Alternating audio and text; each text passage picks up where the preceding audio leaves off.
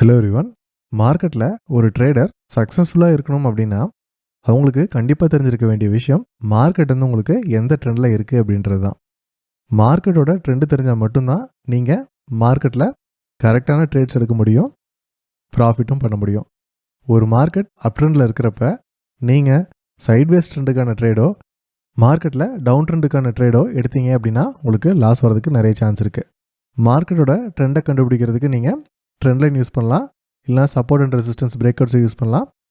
So அது இல்லாமல் மார்க்கெட்டில் இண்டிகேட்டர்ஸை வச்சு நம்ம ட்ரெண்டை கண்டுபிடிக்க முடியுமா அப்படின்னா முடியும். ஸோ அதுக்கு நம்ம யூஸ் பண்ணுறதா வந்து உங்களுக்கு மூவிங் ஆவரேஜ் இண்டிகேட்டர். நம்ம வந்துட்டு இண்டிகேட்டர் ஆட் பண்ணிக்கலாம். மூவிங் ஆவரேஜ் இண்டிகேட்டரை நீங்கள் சார்ட்டில் ஆட் பண்ண உடனே உங்களுக்கு வந்துட்டு இந்த மாதிரி ஒரு சின்ன ப்ளூ லைன் வரும். செட்டிங்ஸில் போய்ட்டு அந்த லைனோட திக்னஸையும் கலரையும் உங்களுக்கு ஏற்ற மாதிரி சேஞ்ச் பண்ணிக்கோங்க.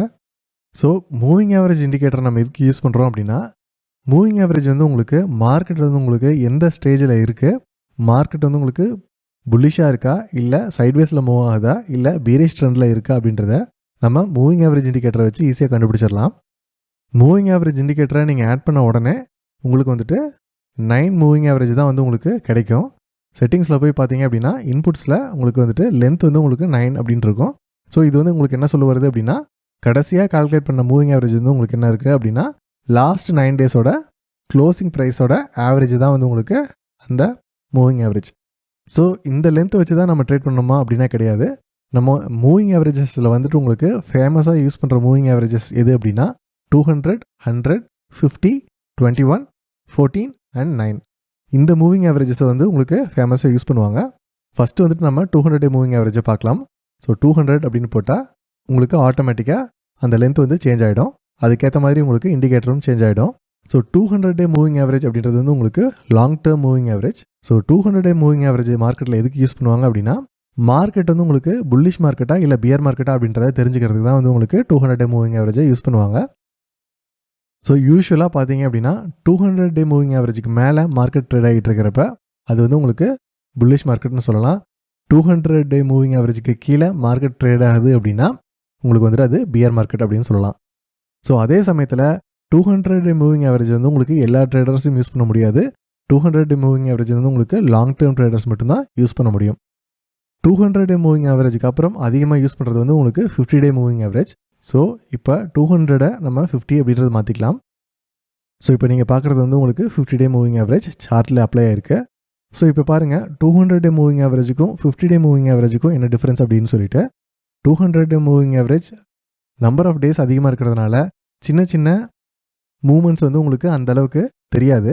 பட் ஆனால் 50 டே மூவிங் ஆவரேஜில் பார்த்தீங்க அப்படின்னா உங்களுக்கு வந்துட்டு கிளியராக மார்க்கெட் வந்து உங்களுக்கு எப்பப்பெல்லாம் அந்த அளவுக்கு மூவ்மெண்ட் இல்லையோ உங்களுக்கு வந்துட்டு ஒரு மாதிரி சைட்வேஸ்லேயும் மூவ்மெண்ட் கொடுத்துருக்கு. ஸோ இந்த இடத்துலலாம் பார்த்தீங்க அப்படின்னா 50 டே மூவிங் ஆவரேஜ் சைட்வேஸில் கொடுத்துருக்கு. அடுத்து பார்த்தீங்கன்னா உங்களுக்கு வந்துட்டு மறுபடியும் ரேலி வரப்போ அந்த ரேலியை கன்டினியூ பண்ணியிருக்கு. அந்த இடத்துல இருந்து மார்க்கெட் வந்து உங்களுக்கு மறுபடியும் ஒரு சைட்வேஸ் மாதிரி ஒரு டவுன் ட்ரெண்டில் போகிறப்ப உங்களுக்கு வந்துட்டு மறுபடியும் 50 டே மூவிங் ஆவரேஜ் வந்து கொஞ்சம் குயிக்காக 200 டே மூவிங் ஆவரேஜை விட ஃபாஸ்ட்டாக ரியாக்ட் பண்ணியிருக்கு. ஸோ இதுதான் வந்து உங்களுக்கு 50 டே மூவிங் ஆவரேஜோட அட்வான்டேஜ். ஸோ அதே சமயத்தில் 50 டே மூவிங் ஆவரேஜ் கூட உங்களுக்கு வந்துட்டு சடனாக மார்க்கெட்டில் ஒரு ஃபால் வருது அப்படின்னா அதை வந்து கேப்சர் பண்ணாது. ஃபார் எக்ஸாம்பிள் இந்த இடத்துல பாருங்கள் உங்களுக்கு வந்துட்டு ஒரு சடன் ஃபால் வந்திருக்கு. பட் ஆனால் அதை வந்து மார்க்கெட் வந்து உங்களுக்கு கேப்சர் பண்ணலை. அதே மாதிரி இந்த இடத்துல கூட உங்களுக்கு ஒரு கிராஷ் வந்திருக்கு. ஸோ இந்த மாதிரி உங்களுக்கு சடனாக மார்க்கெட்டில் எப்பப்பெல்லாம் ஃபால் வருதோ மார்க்கெட்டில் வர சடன் ஃபால்ஸை வந்து உங்களுக்கு 200 டே மூவிங் ஆவரேஜும் சரி 50 டே மூவிங் ஆவரேஜும் சரி அந்த அளவுக்கு ஃபாஸ்ட்டாக கேப்சர் பண்ணாது. ஸோ இதெல்லாம் வந்து உங்களுக்கு ஒரு ஸ்டேபிளான long term and medium term moving averages. So இதில் வந்து உங்களுக்கு லாங் டேர்ம் ட்ரெண்டு மட்டும் தான் நமக்கு தெரியுமே தவிர ஷார்ட் டேர்மில் வர ட்ரெண்டு வந்து நமக்கு தெரியாது. இந்த மாதிரி ஷார்ட் டேர்மில் வர ஸ்விங்ஸ் எல்லாம் நம்ம எப்படி கேப்சர் பண்ணலாம் அப்படின்னா மார்க்கெட்டில் அதுக்கு நீங்கள் 21 டே மூவிங் ஆவரேஜஸை யூஸ் பண்ணலாம். ஸோ இந்த இடத்துல பாருங்கள் மார்க்கெட் வந்து உங்களுக்கு ஃபால் ஆகிறப்ப ஒரு சின்ன ஸ்லம்ப் வந்திருக்கு. இந்த இடத்துலையும் பார்த்தீங்க அப்படின்னா மூவிங் ஆவரேஜில் ஒரு சின்ன டிப் வந்திருக்கு. மூவிங் ஆவரேஜோட லென்த் வந்து கம்மியாக மார்க்கெட்டில் வர சின்ன சின்ன மூமெண்ட்டு கூட மூவிங் ஆவரேஜ் வந்து உங்களுக்கு ரியாக்ட் பண்ணும். ஸோ அதனால் வந்து உங்களுக்கு ராங் சிக்னல்ஸ் கொடுக்கறதுக்கு நிறைய சான்ஸ் இருக்குது. அதே சமயத்தில் நம்ம medium term to long term அந்த மூவிங் ஆவரேஜஸ் யூஸ் பண்ணுறப்ப மார்க்கெட் வந்து உங்களுக்கு சப்போஸ் டைரக்ஷன் ரிவர்ஸ் ஆகிடுச்சு அப்படின்னா அந்த டைரக்ஷன் ரிவர்ஸ் ஆகிறது வந்து நமக்கு லாங் டேர்ம் மூவிங் ஆவரேஜஸில் வந்து உங்களுக்கு லேட்டாக தான் தெரியும், சீக்கிரம் தெரியாது.